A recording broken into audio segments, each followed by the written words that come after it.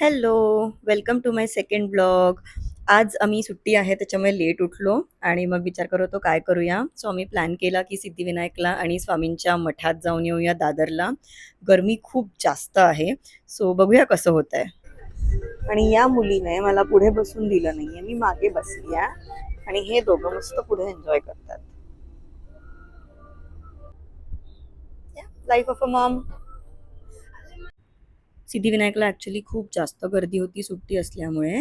म्हणून आम्ही मुखदर्शनच घेतलं. मुखदर्शनची लाईन लवकर पुढे जाते आणि व्यवस्थित होतं दर्शन. अनलेस तुमच्याकडे वेळ असेल आणि तुम्हाला गाभाऱ्यात जाऊन दर्शन घ्यायचं असेल तर लाईनमध्ये थांबा, पण मुखदर्शनही व्यवस्थित होतं.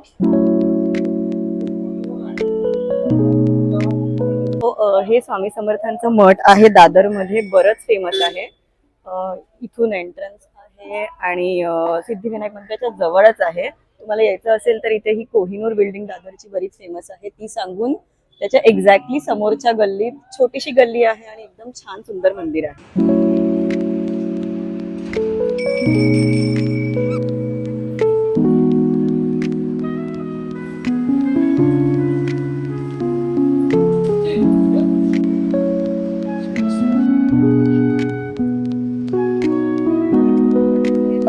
जर स्वामी भक्त असाल तर इथे नक्की येऊन जा जेव्हा दादरला व्हिजिट कराल. आम्ही ॲक्च्युली गाडी दुसरीकडे पार्क केली होती आणि तिथून टॅक्सीने आलो, पण आम्हाला टॅक्सीवाल्याने सांगितलं की या कोहिनूर बिल्डिंगमध्ये सुद्धा पार्किंग अवेलेबल असतं. सो तुम्ही तिथे पार्क करून रोड क्रॉस करून इथे येऊ शकता. आता आम्ही चाललो इथे जवळच, इथून तुम्ही लेफ्ट घेतला तर जिप्सी चायनीज एक खूप फेमस रेस्टॉरंट आहे, तिथे आता आम्ही चाललोय फर्स्ट टाइम ट्राय करायला, तर सांगतो ते कसं आहे. तो लेफ्ट घेऊन तुम्ही सरळ आलात की तुम्हाला हा शिवसेना भवनवाला चौक दिसेल. तो क्रॉस करायचा आणि सरळ सरळ चालत राहायचं. मग तुम्हाला लेफ्ट साईडला लगेच हे दिसेल जिप्सी चायनीज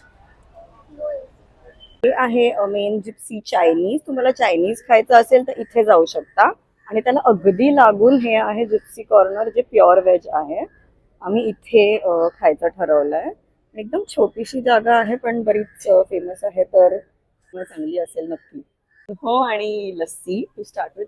खूप गरम होत आहे आणि बघूया कसं आहे. मस्त. सो आम्ही इथे येऊन एकदम महाराष्ट्रीयन जेवण ऑर्डर केलंय. सो हो, ओंकारने ऑर्डर केलं आहे वांग्या भरलेलं वांगा भाकरी, आणि आम्ही त्याच्याबरोबर पिठलं पण ऑर्डर केलंय बिकॉज माझी चॉईस पिठलं आहे. या मुलीची ऑर्डर अजून यायची आहे, त्यामुळे ती थोडीशी अपसेट आहे. तरी व्हिडिओ ऑन केला की स्माइल करते. आमच्या या जेनझींना काय बाहेर आलं की असलं काहीतरी खायचं असतं. सॉरी, जेन अल्फाला बाहेर आलं की असं काहीतरी खायचं असतं. तिने मागवला इथला पिझ्झा, पण छान वाटतं, मी पण ट्राय करेन. मला एक देशील? भाकरीला पण असं तूप लावलेलं आहे मस्त. आम्ही इथे बटाटे वडे ऑर्डर केले आहेत, तिथले बरेच छान आहेत असं आम्ही बघितले होते रिव्ह्यूज.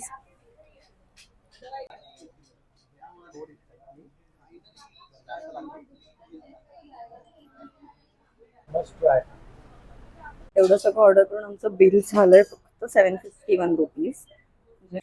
त्यानंतर आम्ही गेलो ताई-जिजू आणि मुलांना भेटायला, आणि गप्पांच्या नादात मी कम्प्लिटली विसरून गेले की मला व्लॉग शूट करायचा होता आणि आम्ही आता निघालो इथून.